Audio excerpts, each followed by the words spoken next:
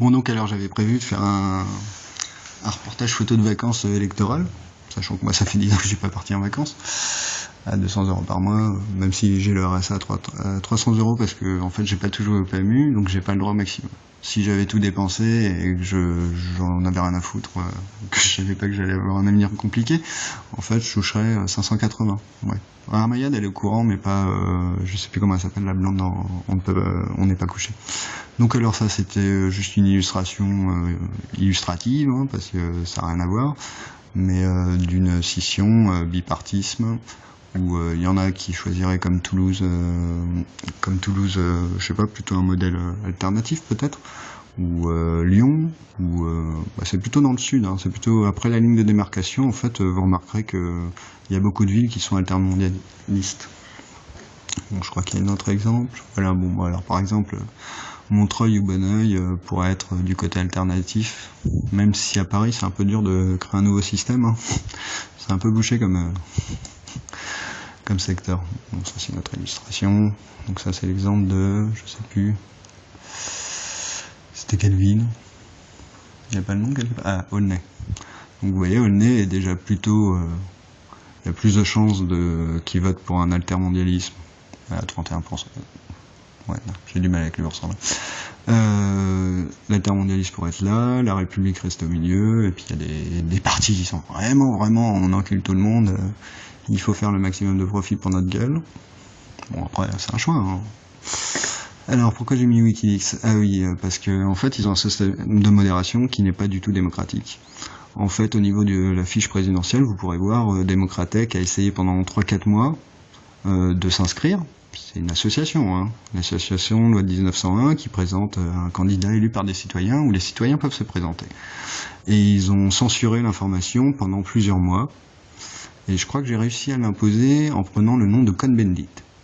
Et ils ont supprimé mon compte, c'était déjà le deuxième, hein, parce que c'était Cohn-Bendit en me disant qu'il y avait l'usurpation d'identité. Donc tous les Cohn-Bendit n'ont pas le droit de s'inscrire sur Wikileaks, hein.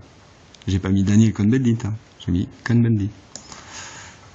L'ONU 3, ça c'est pour que vous alliez voir la proposition de gestion des ressources et militaires au niveau mondial, parce que je pense que la SDN c'était une bonne idée, que l'ONU c'est une bonne idée, mais que les casques bleus c'est pas suffisant, et que laisser les marchands d'armes au Conseil de sécurité c'est vraiment de la connerie, surtout que c'est la France, les États-Unis, l'URSS. Moi, j'ai plus en tête, je crois que j'ai donné le triplé des marchands d'armes. Le problème, c'est que s'il n'y a pas de marchands d'armes, il n'y a pas de mafia, il n'y a pas de mafia sur le trafic d'armes. Il faut bien les produire quelque part. Ça, c'est un exemple de loi. Je crois, attendez, j'ai peut-être pas pris le bon. Ensemble du projet de loi relatif à la sécurité et à la lutte contre le terrorisme. Donc ça a été fait le 20, donc c'est sur assemblée.fr, assemblénationale.fr, avec un tiret, vous regardez dans mes tweets. Donc la date de la séance c'est le 27 novembre 2012, donc il y a 45 pour, 0 contre, une abstention. Il y a combien de députés?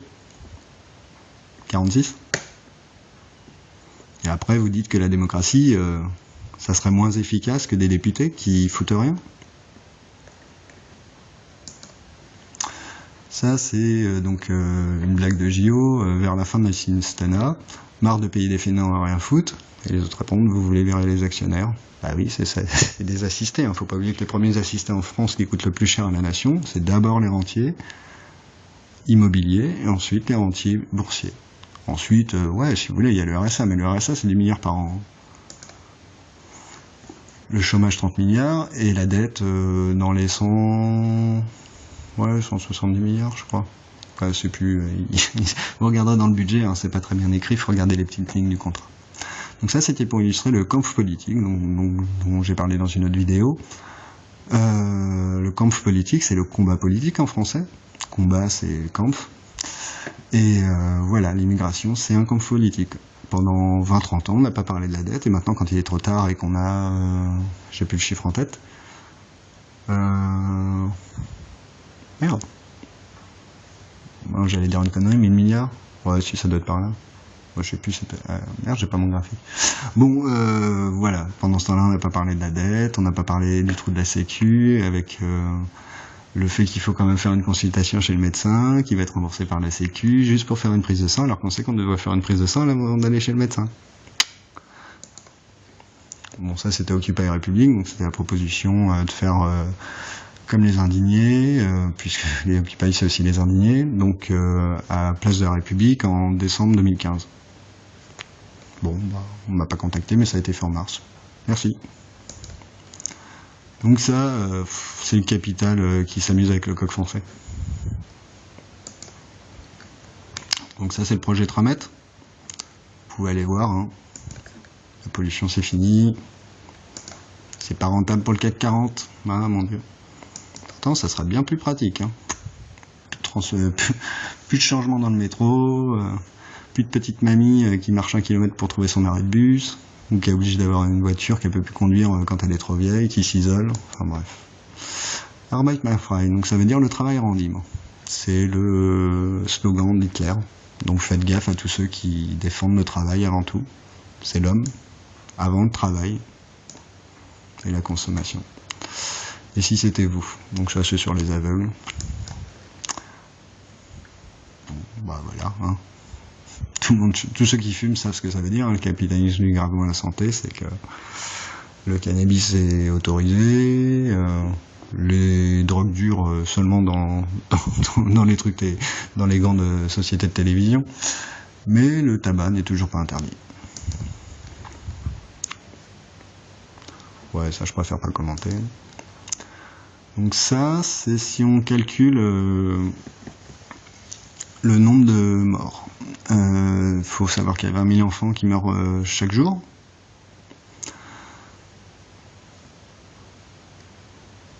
D'après Amnesty et Oxfam, et puis d'autres.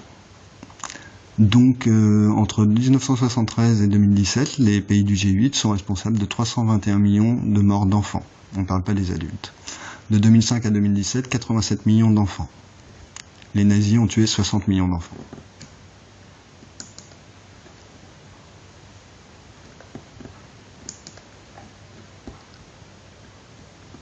Oui, bravo à celui qui a choisi le logo de la primaire de gauche. Ils auraient pu au moins mettre un Remiken. Donc ça, c'est le vrai nombre d'électeurs qui ont décidé si Sarkozy ou Hollande gagnait. Donc je sais pas si j'ai si je dois avoir les chiffres. Donc il y a 16,8 millions de Français qui ont voté pour Sarkozy, 18 millions qui ont voté pour Hollande. Il reste combien? 47% de la population qui n'a pas voté.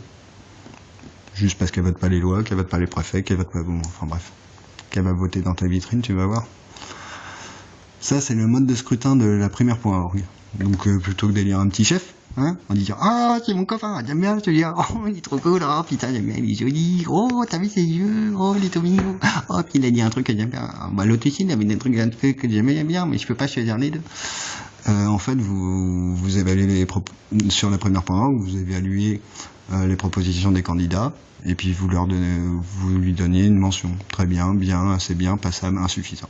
Donc vous pouvez voter pour 2 personnes que vous aimez, par exemple Payon et Valls, mais non, le PS, ils sont pas arriérés, hein. Ils ont jamais eu le bac, ils sont toujours en primaire. Donc voilà, bah, sinon la gagnante, c'est Charlotte Marchandise, qui a eu 50% de très bien.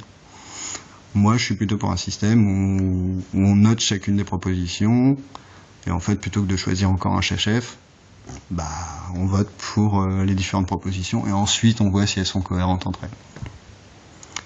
Et après, chaque personne qui a défendu une proposition peut être dans une assemblée qui s'occupe de ça. Donc ça, c'est une illustration. Qu'est-ce que c'est qu'un bureau de vote? Méfie-toi de ceux qui vont de l'éclairage à lumière, 50 secondes. Ça, c'est une idée... on a le droit de taguer sur les passages piétons, hein, et on le fait pour le Tour de France. Ils le font avec leurs affiches sous les ponts, ils en foutent partout, les politiques, donc voilà. Encore une image des bureaux de vote. Comment se faire républicaner. Et bon, bah ça, c'était différentes vidéos qui vous décriront à 2N démocratie online. Bon, ça, c'était une blague, mais il y a quelque chose dans la vidéo. Ça, c'est la loi vivante. À 2N planification, à chaque fois vous avez des posts qui correspondent sur le Trello, qui est dans les commentaires de la vidéo, à 2N fraternité, le bipartisme, tout ça.